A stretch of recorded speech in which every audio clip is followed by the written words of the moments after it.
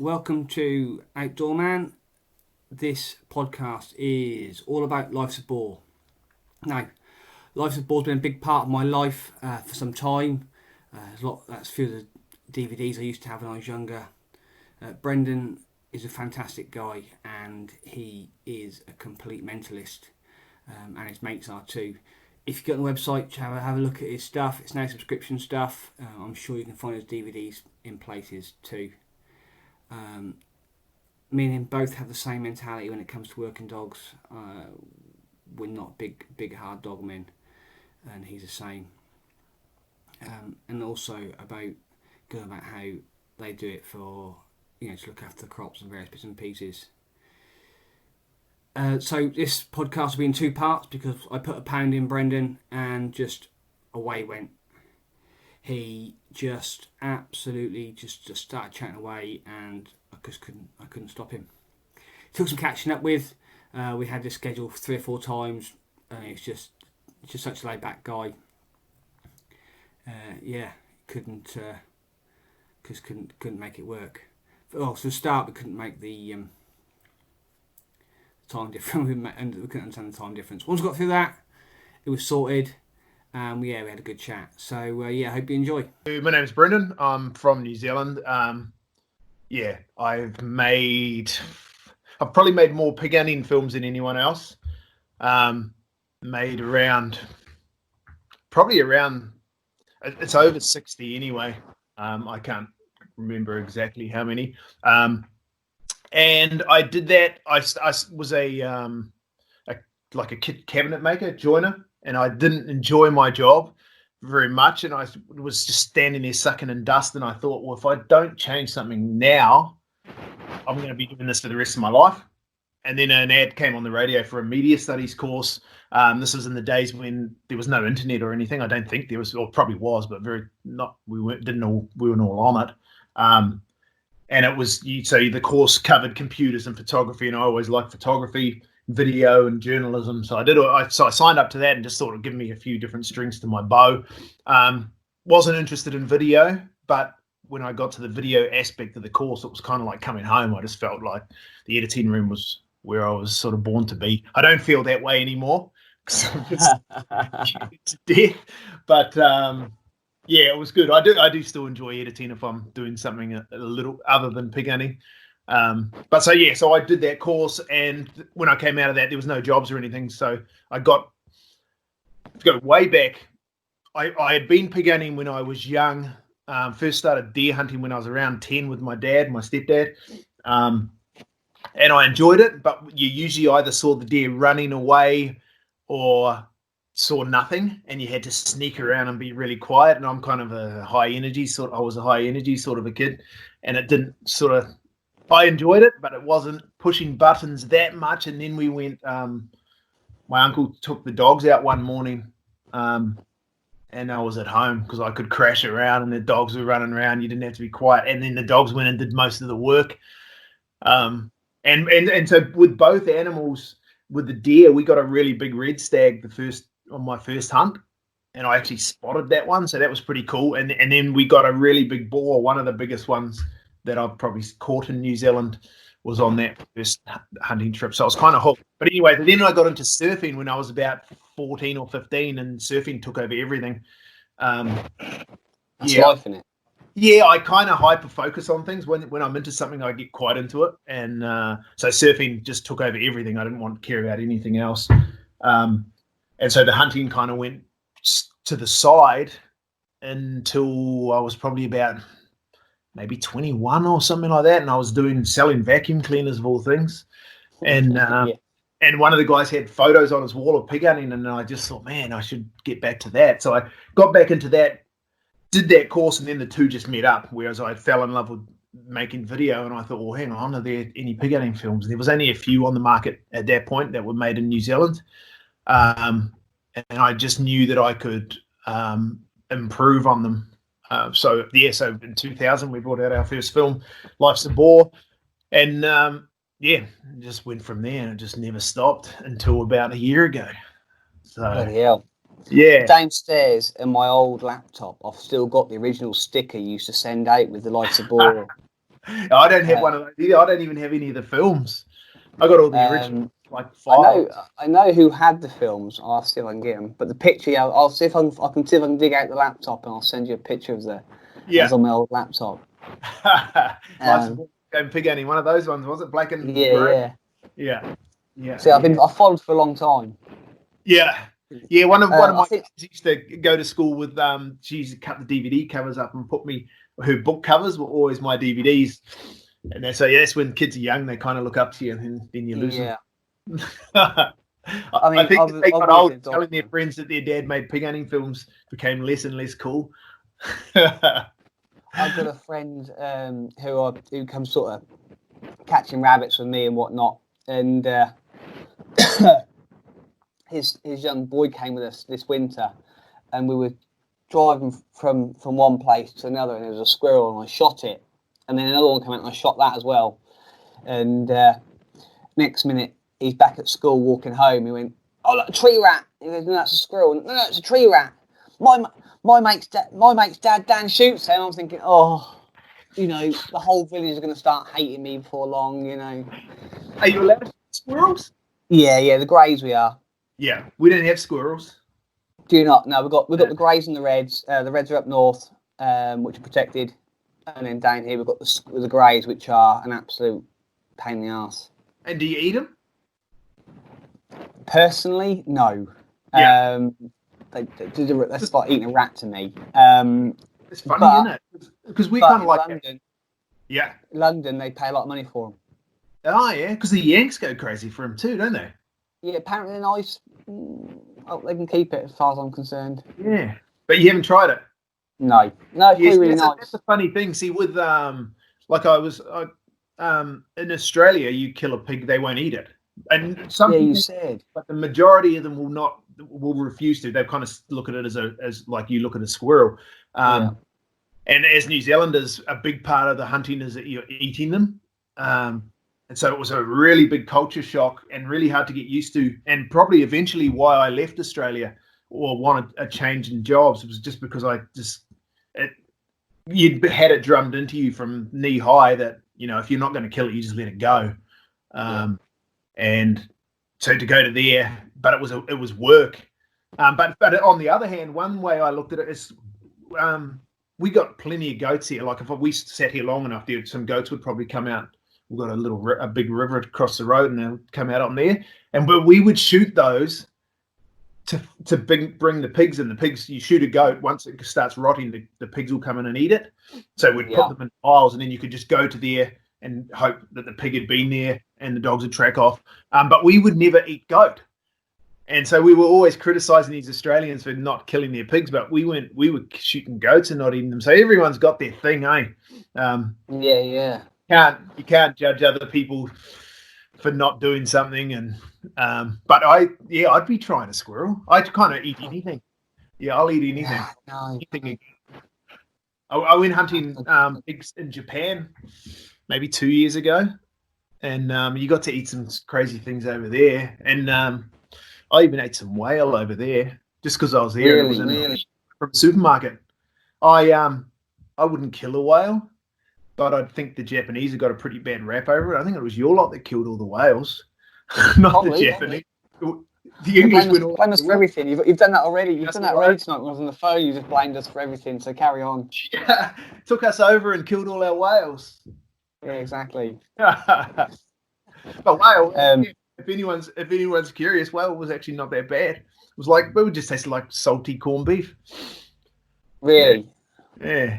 I tried horse for the first time a couple of years ago because I won't eat lamb, and why? Because I don't like it. I've eaten it, don't like it. I used to, but when I worked for the foxhounds, I used to cut all the sheep up and put in the skip or feed to the hounds, and I can now taste the wool in the meat. Yeah, like the lanolin. I just can't do it now. It makes me heave. So can't touch them. Staple part of our diet every Sunday. We have lamb. Yeah, well, you guys are the biggest producers in the world, aren't you? Of lamb. Yeah. Like, and wool here is worth nothing now. Like, they don't even bother. they just throw the wool away because it's not Really? Yeah, there's no money in it, which is a shame. Yeah, but yeah. So I have filmed other hunting, but pig hunting is where it was at for me. And I think the biggest difference, I know people argue that it's a lazy way to hunt with dogs, that the dogs do all the work, and they kind of do, but you got to put them in the right place in it. But the main attraction is working those dogs, getting a dog from a pup to being able to go out and catch something, 2, 3 times its size.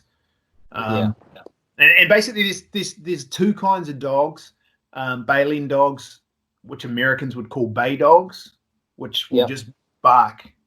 And that's the kind that I use.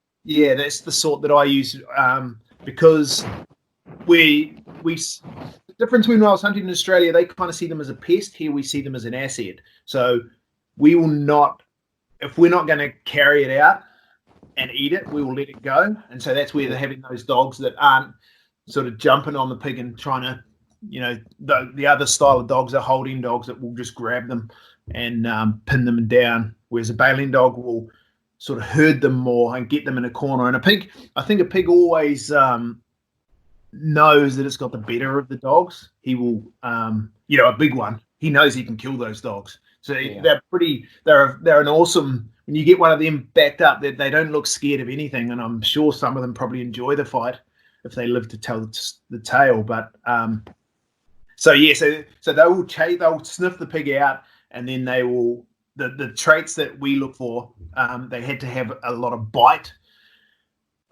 and brains. And that's the difference between those big dogs. A lot of them, I don't know, we call them buffheads. I don't know. They've just got their own style. They'll just fly in and try and attack the thing and get ripped in half sometimes, or with a baleen dog. You get less injuries, and they will just corner it, and then you can just call them off, like just whistle them and they'll leave it alone. Some dates reluctantly, but they will do it. So so that's the sort of dogs I went for, was the baleen dogs, and we'd just carry a 357. They'd bail them up, and we'd decide whether we were going to kill it or not, or let it go. And so the dogs that I use are a lot like what you guys call lurchers. Lurchers like a whippet cross in it. Yeah, whippet or a greyhound cross. Yeah, and so that was my big thing. They are whippet greyhounds with some New Zealand Hunter Way, which is just a sheepdog, a barking sheepdog.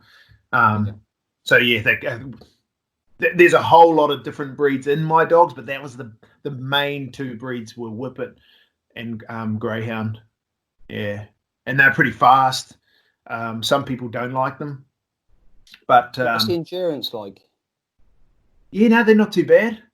Yeah, because a pig, they're just fast, and they whippets. You tend to have that trait that you look for, where they'll grab the back leg of something and give it a tug so that it knows. So then the pig just runs, and once he gets bitten a few times, he just realizes, well, this really hurts, and he'll just stand and fight, and he'll back into something, and then the dog just, if they're smart enough, will then give him space and just stand back. And the perfect dog would, stand back, give him heaps of space, and you just sneak in there and smack him. So sometimes, and the thing, with any hunting, there's so much competition and rivalry. I think it's probably the same with anything that men do in groups. 100%. You're going to get a lot of competition, and so people who run baleen dogs like we do, other people don't like, the holding crew don't like baleen dogs. They think they're stupid. And I've hunted with some really good dogs. I've hunted all around the world, in the States, a lot of New Zealand, Australia, Japan. So I've seen heaps of dogs, but there's no way you couldn't convince me to go from baleen dogs to holding dogs. For me, it's all about working the dog. I've never been a killer, if that makes sense. Yeah. It's always been about whatever it is, whether it's the ferret I've been using, or at the moment I've got a golden eagle in the aviary, downstairs there, or the lurchers or the terriers. It's all about them doing well. Yeah, if we get and strangely, I'm the same. I don't enjoy killing things. It brings me no something about getting a big boar does kick some things in you, because you must be fulfilling, I think, so many primal urges with hunting. It's been in us. It's how we adapted and survived. I think it's adrenaline rush. I think it's yeah. that. Is it going to get it? Is it not going to get it? Oh yeah. Oh yes. Yeah. Oh, no. Yeah. There's a lot of highs and lows. I know. I'm sure you have the same sticker over there, but you'll see like bumper stickers, or someone will have a T-shirt or put something on Facebook like the best days fishing or the best days hunting. The worst day hunting is better than the best day at work. And I've always said, man, if you say that, you haven't hunted enough, because you can have some terrible days. When you lose dogs, because the bush here is pretty, especially where we are. It's probably not the thickest scrub, but it's really steep and a lot of gorges, and you can lose dogs over the sides of those and lose them for days. And I've only ever actually had one in the however many years it is, 25 years or something since I've got back into hunting. I've only ever had one dog killed by a pig, and that was with my mate from Littleport, actually my English mate. I met him at a cricket match, and the first two times I took him, the first time we got a good pig straight away, and then the next time we got a dog killed, the only dog I've ever had killed. So he got to see the best and the worst in two hunts. And he was just some young kid he must have only been 17 or something from England. His family had moved out here, and he got thrown in the deep end. But he's still doing it. He's still hunting. He's got his own pack of dogs and everything now, and he loves it. No, that's what it's about, though, isn't it? It's about, these things happen, digging, everything you do. You have a dog that breaks its leg and you can't run anymore. You have a dog that, digging dogs, they suffocate. Yeah, It doesn't happen very often. It's gut wrenching when it does, but it is part of it. Yeah, I know one of the arguments with animal rights activists and things like that is, one of our arguments our defenses we go to is that we're doing it for food, and that's true. We do it for food, but I always sort of thought, even if they tasted like crap, we'd still hunt them because it's good fun. So there is that. Yeah, it is sort of a sport in one sense, and that's what they said when we had our hunting ban in. The government said to us, "Well, what is it? Is it a sport or is it pest control?" And I stood there and went, "It's both." Yeah, you kind of can't say it's a sport. You may have to edit this bit out, but it is. That's so I went for pest control, and that's why now we've got such stringent laws. But yeah. Where it's gonna go. That's the thing. There is that part where, even if we're not eating them, we'd still go and do it because it's fun. But I fully understand where animal rights people are coming from. I get it, and I get that it's not pretty using the dogs. The dogs have been proven to be the best way to get pigs. Once they get established, they're pretty hard to get rid of. Which we're finding out here in the UK. And if the other option is they poison them. We have a lot of poison get dumped in New Zealand. Like, we use so much poison here, it's ridiculous. They just drop it from helicopters, and it's a deadly poison, 1080 they call it. It's a whole new topic, but that's like the government here, the government that we've got at the moment are quite staunch on stomping out every introduced pest. They want New Zealand pest free by it was a 50-year program they put on. There's no way they can do it, but it's a good excuse to spend lots of money, and they're shooting a lot of the animals. Because we have a lot of, because the English were here first, and when they weren't here first, they took over. And not that you resent that at all. No. Well, I wouldn't be here if they hadn't, so I can't complain too much. I've got feet in both camps, actually, of the original people and the English. But they brought the pigs over and the deer over to just as a food source and to hunt, and so they took to the place pretty good because it's so rugged and inaccessible in places that we've got a lot of species of deer, and we don't have any regulations on them. Like, I could just, on government land, you would have to get a permit. We never did. And if you even if the rangers saw you, you never really got into trouble. They wouldn't ask you for a permit or anything. So it's a pretty loose sort of a system. But yeah, you don't have any laws on. You don't have to report how many you've got. You don't have to go in for ballots. You can just go and you could go and shoot as many deer as you could see. You don't have to carry them out. So yeah, we've got some pretty good freedoms here. The only animals you can't, well, you can. There's a wapiti deer or elk with the American ones. We have those in a certain place, and you've got to go in for a ballot for those. But they're actually allowed. They're allowed to breed those up. I think. Really? Why? I don't know, but it doesn't fit with the program that they're with it, because at the moment they're shooting all the Himalayan tahr. New Zealand's one of the few places you can hunt them, because I think they've been almost hunted out in the Himalayas. But an amazing animal. I've hunted those. But yeah, the government are just flying around in choppers at the moment, and there's big protests and they're just killing them. But they bring in so much money to the country because they're one of the few places in the world that you can hunt them. We get people from all over the world pay huge amounts of money to shoot those. My old boss came out there years ago to do it. Not them. He came out to shoot. They came out to fish and hunt. Wasn't a chamois? Mm-hmm. It wasn't a chamois he came out? That's the other thing we've got, which... It may have been. They didn't come out to shoot them originally. They came out to hunt and fish. They came out to hunt deer. Yeah. And as they were flying out on the helicopter, they saw... it might have been them, actually. And then they said because they were vermin, and they started shooting at them out the helicopter. And it was a bit... He said it was like something out of Vietnam. He said it was just... He said it was mental. He said he's never experienced anything like it in his life. And he actually burnt his arm on his rifle. He fired that many rounds. Yeah? Yeah. We went to go and hunt them, and there was a lot of them. But they're not doing that much. There's nothing lives there where they live. They live just in like up the top of the south of Everett, the Himalayas. It's just, and they all just fly down these hills like ridiculous, like so agile. But there's lots and lots of them. But yeah, they taste good, and they bring a lot of money in. But the government's goal here is to wipe everything out. So that I would say that would include the possums and we have a lot of possums here.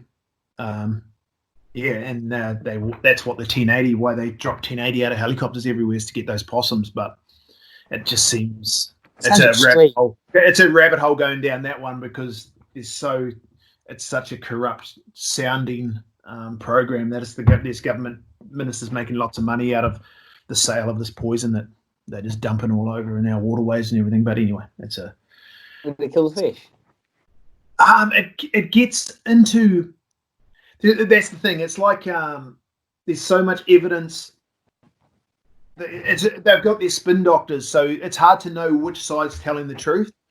And so I kind of lean towards the idea. Just common sense tells me dropping a deadly poison around is not a good thing, and it is deadly. I've had 2 dogs die from it, and that's more than from pigs. I've had 2 dogs die from 1080 because they target the possums, but all a dog has to do, it's so strong, so powerful against dogs, it'll kill them so easily that all they've got to do is pick up a bone of that possum that may have died a year ago, and it'll kill your dog. And then I've had friends go hunting, their dog find some, then it's spewed in the kennel, and the spew went into the next kennel, and the next dog died. And it's such a nasty way to see a dog die. And so that's what these animal rights activists have to understand. They're dying such bad deaths anyway. So I don't know. I try and justify hunting with dogs. I can see why. Like I said, I can see why they don't like it. I can see both sides of the story. And that's like I said on the original email. And the reason I'm doing this podcast was not to change people's mind, but to educate why things happen. Yeah. So if we're concentrating on the dogs, it's because they can. Pigs are so clever. They're smarter than a dog, they reckon, and dogs can just find them, sniff them out, and man, the dogs love it. It's if you leave a dog at home and take others hunting, that dog will go mental in the kennel. Just I mean, they're made to do. That's hunted a long time ago. Someone, taking them terriers out, that's wrong. Like, you force them to do it. No, you've never been out with a proper dog. If you think I'm forcing this dog to do a job, yeah, you've got and if the dog, if you had to force that dog to do it, you wouldn't keep that dog. No. You want the dog who's gonna excel at it. And that's the thing with training dogs. I've always had a pretty simple approach to that. I can't teach them much. I teach them some manners, but everything they learn from those other dogs. You know, and it's funny hunting for pigs, because it kind of goes against nature. For a dog would normally target the small and the sick. They're just looking for a feed. These dogs, I think, just know, because we're feeding them. They know it's not for food, so they'll go and try, and you'll get some dogs who will target the biggest pig there is. Very rare, but possible to get that dog, and they're like, like gold, dog like that. But that goes against all their natural instincts of trying to just catch a small one, because they're kind of doing it for fun. I think they just love it. So, what do you feed your dogs on? What are they on biscuit or meat or? Yeah, you just sort of vary it. I actually don't have. I've got one dog now because we moved to Australia for work. So I was making the films over there, but wasn't filming myself. Was just filming other people, and so I've only got one dog. And she is a hunting dog, and she has been hunting, but my missus fell in love with her, and it's the first dog that's it's like a surrogate child. All our kids have left home, and this dog has filled that void. It's kind of crazy. Like, it sleeps on the bed and all sorts of things, where normally when I was hunting, the dog wasn't even allowed on the doorstep. But it's amazing. One thing I will say, when you spend more time with a dog, they're an awesome animal. Like, I got so much more. I think I was a little bit hard on dogs when I was younger, just because that's what I'd seen growing up. But yeah, I think you could get so much more from a dog if you just give it, a bit more time and put some more effort into it. So, but we'll feed them anything. We did used to feed them if we'd catch a pig. If we caught a boar, you would give them, like, cut the heart up and give them that as a bit of a reward. If you let one go, you wouldn't feed them at all, because you only wanted them catching the ones that you wanted to keep. So we never praise them or anything if they caught like a sow or that's another thing in New Zealand. But we are really big on not killing the sows. We'll let the sows go, and because they're the breeders, you only need one boar for however many sows. But when I went to Hawaii just before Christmas, they are completely different. They will not eat the boars. They'll castrate them and let them go, because then they will grow fatter and not roam so much and become more like a sow, and they will only kill the sows. And it didn't take me long to realize how better that approach was from a culinary standpoint. They taste so much better. We were eating stinking boars and letting all the good ones go. But man, Hawaii, they taught me a thing or two about how to cook pork, and it's a different world. New Zealand is different. Like, so New Zealand is different from Australia. Australia is more, they're a pest and they just wipe them out. And you could go out in Australia and catch, some of the places I've hunted in Australia were ridiculous. The amount of pigs up in places like Darwin, and there's so many pigs there in inaccessible areas, and crocodiles and all those sorts of things. But yeah, to them, they're just a pest, and they will kill them and leave them where they are. And some of them were so fat and so nice looking. And yeah, here in New Zealand, we're letting these sows go all the time, and just trying to look after your stocks and after the future. But the Hawaiians were, really, like, you had to admire them. They kind of put us to shame with how efficient they were with, and how much they use the resource. Whereas New Zealand, we are like that, but we're not as good at it as the Hawaiians, I don't think. So yeah, everywhere hunts, and hunters just like to think that they're doing it the best way, and everyone else is doing it the wrong way. And pig hunting's probably, I guess, I don't know, I haven't had much to do with other forms of hunting, but it's just human nature, I guess. And things like Facebook and that just made it so much worse. It's not warriors and things like that. Yeah, we used to have, so when we started, we were making films on VHS tapes. Then we went to DVDs. When we went to DVDs, the first lot of DVDs we got, we couldn't even give them away because people would just think, what am I supposed to do with that? And then DVDs took over, and so DVDs had a good run, but yeah, DVDs just recently, I only probably just before Christmas, I stopped making. It was the last DVD I made, and then went to everything being online. And it's hard. It's a hard transition going from making DVDs. I used to sell like 8,000 copies in Australia, and then it just kept chipping away and getting smaller and smaller as more people could get things for free online. And now I just have a subscribe-based website. But yeah, it's just the way things have changed, and it's getting harder and harder to make a living. So yeah, I have decided that I'm not going to do it anymore. I'm going to go and do a complete change and become a social worker. I think I get lots of people telling me how much they enjoy the film and how they always watch them as kids, but I just think I don't know, personally. It's an end. Yeah, personally, I just want to leave a little bit of a mark. I want to think to myself that I did some good on this place and made some sort of change. So for me, that's what social work's about. Do some mental health work and that, and who knows. But yeah, that social media has changed hunting in so many ways. It's changed the world, not just hunting. It's the same things.